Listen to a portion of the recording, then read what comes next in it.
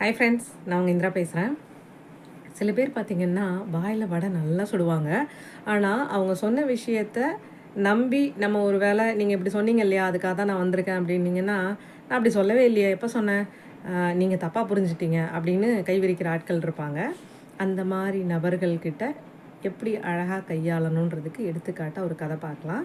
ஒரு கஞ்சன் மிகப்பெரிய செல்வந்தன் ஒரு ஒரு நாள் வந்து ஒரு கவிஞன் அவரை போய் பார்க்குறான். பார்த்துட்டு, நான் உங்களை பற்றி பாட்டு பாடுறேன், உங்களால் முடிஞ்சால் எனக்கு ஏதாவது ஹெல்ப் பண்ணுங்கள், உங்களுக்கு பிடிச்சிருந்ததுன்னா அப்படின்னு கேட்குறான். சரி, ஓகே, எங்கே பாடு அப்படின்னோடனே அவரை பற்றி ஒரு கவிதையை அழகாக வாசித்தோடனே, ரொம்ப நல்லா இருக்குது, நீ நாளைக்கு வந்து பாரு, உனக்கு நான் பரிசு கொடுக்குறேன்னு சொல்லி அனுப்பி வச்சிடுறான். அவன் ரொம்ப சந்தோஷமாக போயிட்டு அடுத்த நாள் வந்து கேட்குறப்போ, நீ வெறும் வார்த்தையினால் என்னை வர்ணித்து கவிதை பாடின, எனக்கு சந்தோஷமாக இருந்தது. நீ சந்தோஷமாக இருக்கணுன்றதுக்காக உனக்கு பரிசு நான் நாளைக்கு கொடுக்குறேன்னு சொன்னேன். அவ்வளோதான், ரெண்டுக்கும் சரியாக போச்சு, உனக்கு பொது அறிவே இல்லைன்னு சொல்லி அனுப்பி வச்சுட்டானா.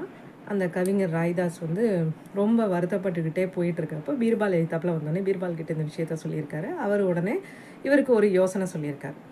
ஸோ இவர் அவரோட ஃப்ரெண்டுக்கிட்ட போய், ராய்தாஸோட ஃப்ரெண்ட் வந்து மாயாதாஸ் அப்படின்னு ஒருத்தர் இருக்கார், அவர்கிட்ட போய் ஒரு 5 தங்க நாணயத்தை கொடுத்து, வர்ற பௌர்ணமிக்கு எங்கள் வீட்டில் வந்து நைட்டு டின்னர் வச்சுருக்கோம், எப்படின்னா ஒரு பெரிய விருந்து, அதில் தங்கத்தட்டில் தான் சாப்பாடு வச்சு அந்த சாப்பாடை சாப்பிட்டு முடித்து அந்த விருந்தினரை அதை எடுத்துகிட்டு போயிடலாம் அப்படின்ற மாதிரி அரேஞ்ச் பண்ணியிருக்கோம் அப்படின்றது சொல்லி, அந்த கஞ்சன் இருக்கார் இல்லையா, மிகப்பெரிய செல்வந்தன், அவரை போய் இன்வைட் பண்ண சொல்கிறார்.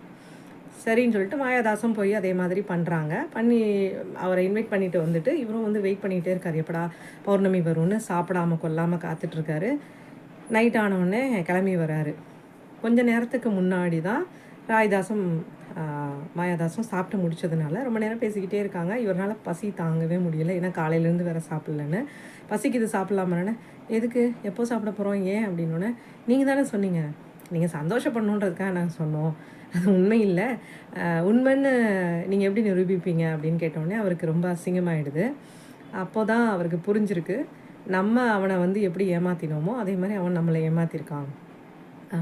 நம்ம வந்து வாய் சொல்லையே உனக்கு பரிசு கொடுத்தோன்னு சொன்ன மாதிரி நம்மளையும் அவங்க ஏமாற்றிருக்காங்க. இது கூட நம்மளுக்கு புரியலை, நம்மளுக்கு தான் அறிவில்லை அப்படின்றத அவர் புரிஞ்சுட்டு, அப்போது அங்கேருந்து மறைஞ்சிருந்த பீர்பால் வந்து, நீ என்ன பண்ணுறியோ அதான் உனக்கு வரும் அப்படின்னு சொல்லியிருக்காரு. சொன்னோடனே அவரும் மன்னிப்பு கேட்டுட்டு கழுத்தில் இருந்த முத்து மாலையை எடுத்து அவருக்கு வந்து பரிசாக கொடுத்தார் அந்த கவிஞருக்கு.